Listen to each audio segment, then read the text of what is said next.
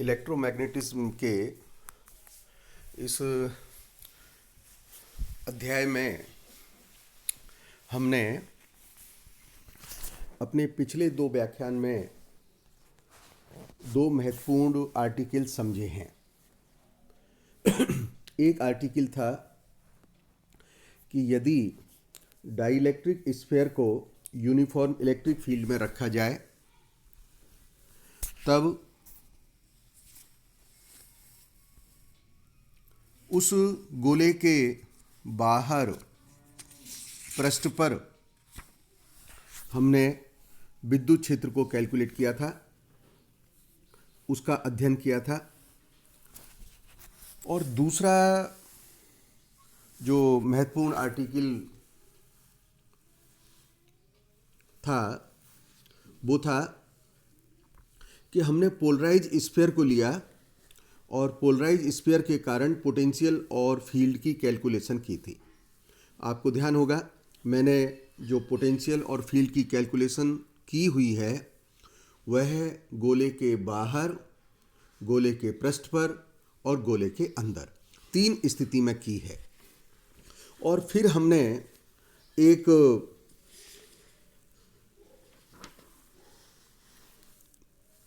गोले के जो अंदर है वो किस प्रकार की बल रेखाएं होंगी उसका भी अध्ययन किया था। इन दोनों आर्टिकल की मदद से हम आज एक इम्पोर्टेंट आर्टिकल को समझ सकेंगे। यह आर्टिकल क्लॉसियस-मोसेटी रिलेशन के रूप में कहलाता है। हम इस आर्टिकल को इलेक्ट्रिकल ससेप्टिबिलिटी और एटॉमिक पोलराइजेबिलिटी के मध्य में एक रिलेशन के रूप में भी कह सकते हैं। इलेक्ट्रिकल ससेप्टिबिलिटी और एटॉमिक पोलराइजेबिलिटी का अर्थ हुआ कि हम काई और अल्फा के मध्य में एक रिलेशन ड्राइव करें और जो रिलेशन ड्राइव होकर के निकल के आएगा वह क्लॉसियस-मोसेटी रिलेशन कहलाएगा। हम इससे लोकल फील्ड को भी समझ सकते हैं और जो लोकल फील्ड डेवलप होता है उस लोकल डेवलप फील्ड को हम लॉरेंज लोकल फील्ड के नाम से कहते हैं। यह आर्टिकल जैसा मैंने कहा समझ के लिए वो दोनों आर्टिकल जो पहले कराए हैं, dielectric sphere in uniform electric field, और दूसरा आर्टिकल हमने कराया था पोटेंशियल एंड फील्ड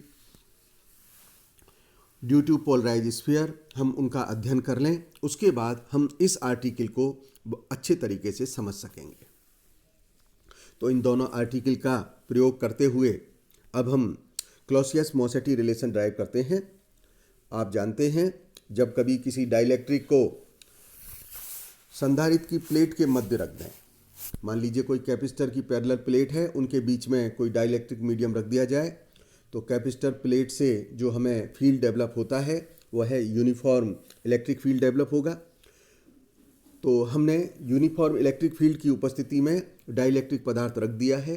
पिछले आर्टिकल से हम ये जानते हैं कि जिस किसी पदार्थ के परमाणु पर जो रिजल्टेंट इलेक्ट्रिक फील्ड है, परिणामी जो विद्युत क्षेत्र है, वह परिणामी विद्युत क्षेत्र ही लोकल फील्ड के रूप में कहलाएगा। मैंने पिछले आर्टिकल से आपको बताया है कि निश्चित रूप से जो क्षेत्र बाहर से लगाया जा रहा है और जो इस पर इफेक्टिव होगा, प्रभावी होगा, दोनों में अंतर आएगा। तो हम जो प्रभावी परिणामी विद्युत क्षेत्र है उस परिणामी विद्युत क्षेत्र को लोकल फील्ड के रूप में कहेंगे। परावैद्युत कि जिस परमाणु पर हमें लोकल फील्ड ज्ञात करना है हम उसको सेंटर मानते हुए एक गोला खींचते हैं जिसके बाहर परावैद्युत माध्यम को हम कंटिन्यूअस और होमोजीनियस मीडियम के रूप में लेते हैं और साथ ही गोले के जो अंदर है वह डाइलेक्ट्रिक मीडियम को डिस्क्रीट स्ट्रक्चर के रूप में कल्पना करते हैं। डिस्क्रीट स्ट्रक्चर का अर्थ है ऐसा माध्यम है जिसमें प्रत्येक अणु पृथक द्विध्रुव के समान व्यवहार करता है। ऐसी हमने एक डिस्क्रीट स्ट्रक्चर की कल्पना की हुई है। तो जो अंदर की स्ट्रक्चर है वो इनसे बना हुआ माना जा रहा है। परिणाम स्वरूप हम जिस परमाणु पर विचार कर रहे हैं उसके गोले के केंद्र पर जो विद्युत क्षेत्र होगा, हम उस विद्युत क्षेत्र को 4 भिन्न भिन्न क्षेत्रों से मिलकर के बना हुआ मान सकते हैं, जिसको हम लोकल फील्ड कहेंगे। वह 4 क्षेत्र हो सकते हैं। वो हो सकता है E0, E1, E2, E3। इन चारों के जोड़ से स्थानीय क्षेत्र बनेगा। अब हम समझ लें E0 क्या है। E0 जो हमारी पैरेलल प्लेट कैपेसिटर है उन पर जो आपने आरोपित क्षेत्र लगाया है उसका मान है, जबकि E1 परावैद्युत माध्यम के कारण बाह्य सीमांत पृष्ठों पर प्रेरित द्विध्रुव आघूर्ण के कारण विद्युत क्षेत्र है।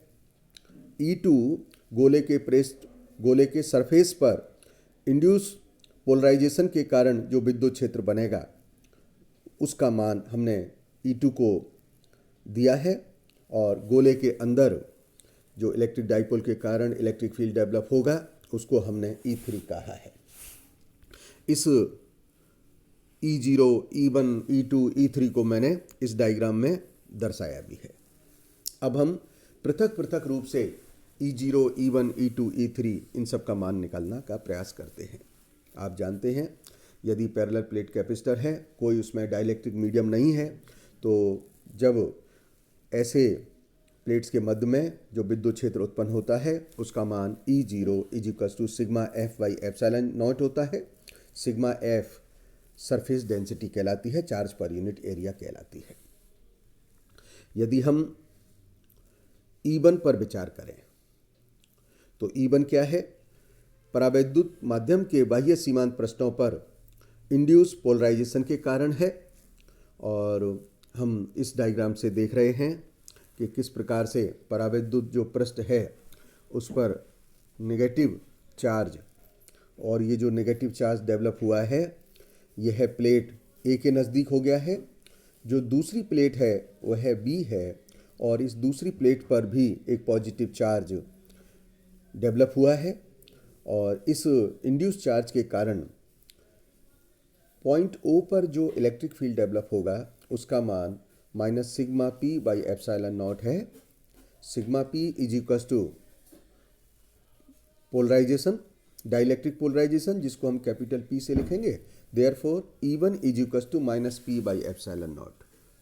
इस प्रकार से हमने we have determined the value of E0 and E1. Now let us move to E2. E2 क्या है? गोले के सरफेस पर इंड्यूस पोलराइजेशन के कारण जो विद्युत क्षेत्र डेवलप होगा हम उसका मान ज्ञात करना चाहते हैं। तो हम E2 को अब ज्ञात करें, यही प्रमुख बात है, और यह पिछले 2 जो मेरे आर्टिकल हैं मैंने उसमें आपको विस्तार से समझाया है। प्लेटों के मध्य परावैद्युत से यदि गोले वाला भाग हटा दिया जाए तो संधारित्र की जो प्लेट ए है उसकी ओर गोलार्ध पृष्ठ पर धनावेश तथा प्लेट पी की ओर अंतःगोलार्ध पर ऋण आवेश प्रेरित हो जाता है। परावैद्युत रहित यह गोलीय भाग एक पोलराइज स्फीयर की तरह बिहेव करता है, और जैसा हमने कल के आर्टिकल में बताया था कि जो पोलराइज स्फीयर है हम उसको 2 स्फीयर के ओवरलैपिंग से मिलकर के बना हुआ मान सकते हैं, जिनके सेंटर के मध्य में एक डिस्टेंस होती है। पोलराइज स्फीयर के कारण हमने फील्ड और पोटेंशियल की कैलकुलेशन की थी, और कल आपको ये सिद्ध किया था कि जो पोलराइज स्फीयर है वो एक इलेक्ट्रिक डाइपोल की तरह बिहेव करता है। अतः यहाँ पर भी यह पोलराइज स्फीयर एक डाइपोल की तरह व्यवहार करेगा, और इसके कारण हम r दूरी पर जो पोटेंशियल का मान मिलेगा वह होगा B = Kp cos theta by r²। हम जानते हैं capital P = small p by volume. Therefore small p = capital P multiplied by 4/3 pi r³ cos theta divided by 4 pi epsilon naught r². So expression for potential become PR cos theta by 3 epsilon naught, और इसमें जो r cos theta है उसको हमने z लिखा है, z अक्ष के अनुदिश इसका कंपोनेंट है, इसलिए पोटेंशियल का जो मान आ गया है वह पोटेंशियल का मान ई निकल के आ गया है Pz/3 ε0। यह पोटेंशियल का एक्सप्रेशन लाप्लास समीकरण को संतुष्ट करता है और इसके कारण हम E2 का मान निकाल सकते हैं। यह E2 का जो मान निकल के आ गया है, यह मान P/3 ε0 हो गया है। जो ये क्षेत्र मान निकल के आया है, यह क्षेत्र गोले के अंदर समान होता है तथा आरोपित क्षेत्र की दिशा में होता है। अब आप E3 पर देख सकते हैं।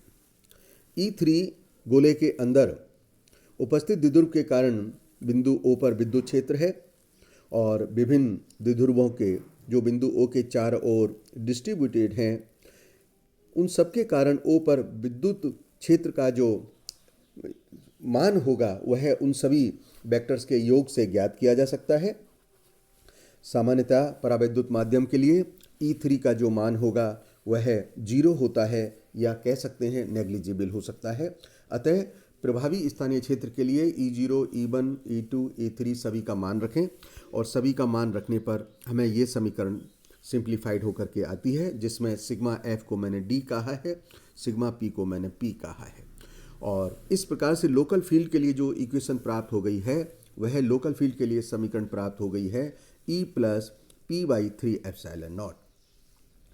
इस प्रकार से ये मैक्सवेल फील्ड की इलेक्ट्रिक फील्ड की इक्वेशंस है जो मैक्रोस्कोपिक होती है और परमाणुओं के लिए बेसिकली एवरेज फील्ड को रिप्रेजेंट करती है।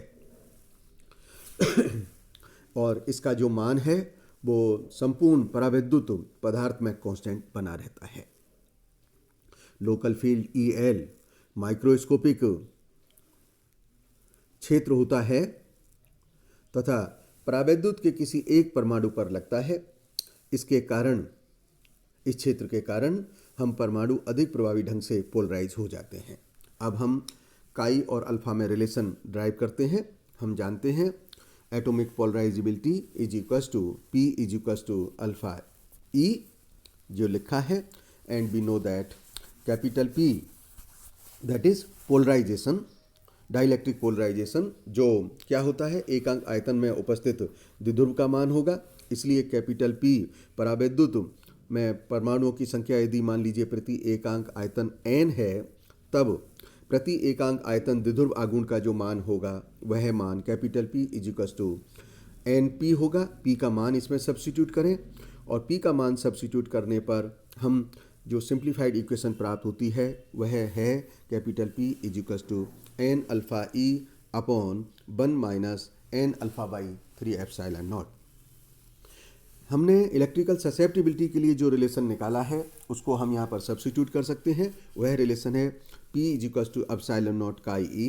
इस मान को सब्स्टिट्यूट किया जाए तो काई का जो एक्सप्रेशन निकल के आता है, इक्वेशन आती है n α/ε0 डिवाइडेड बाई 1 - n α/3 ε0। हम इसको सिंप्लीफाइड करते हैं और इसको सिंप्लीफाइड करने पर जो इक्वेशन हमें प्राप्त हो रही है वह इक्वेशन है काई अपॉन काई + 3 = n α/3 ε0। और हम रिलेशन ड्राइव किए हुए हैं εr जो कि रिलेटिव परमिटिविटी है 1 + काई का सम होता है, इसलिए काई = εr - 1। इस रिजल्ट का प्रयोग करने पर हमें जो इक्वेशन प्राप्त होती है वह इक्वेशन है n α/3 ε0 = εr - 1 / εr+2। जो ये रिलेशन निकल के आया है काई और अल्फा में अथवा अल्फा और εr में, यह रिलेशन क्लॉसियस मोसेटी रिलेशन कहलाता है और यह आर्टिकल परीक्षा की दृष्टि से एक बहुत इम्पोर्टेंट आर्टिकल है जिसको मैंने अभी ड्राइव किया है। और लास्ट में मैंने इस क्लॉसियस मोसेटी रिलेशन की जो वैलिडिटी है उस पर आपको समझाया है। आप इस आर्टिकल को बहुत अच्छे ढंग से तैयार करें, ऐसा मेरा आपको परामर्श है। धन्यवाद।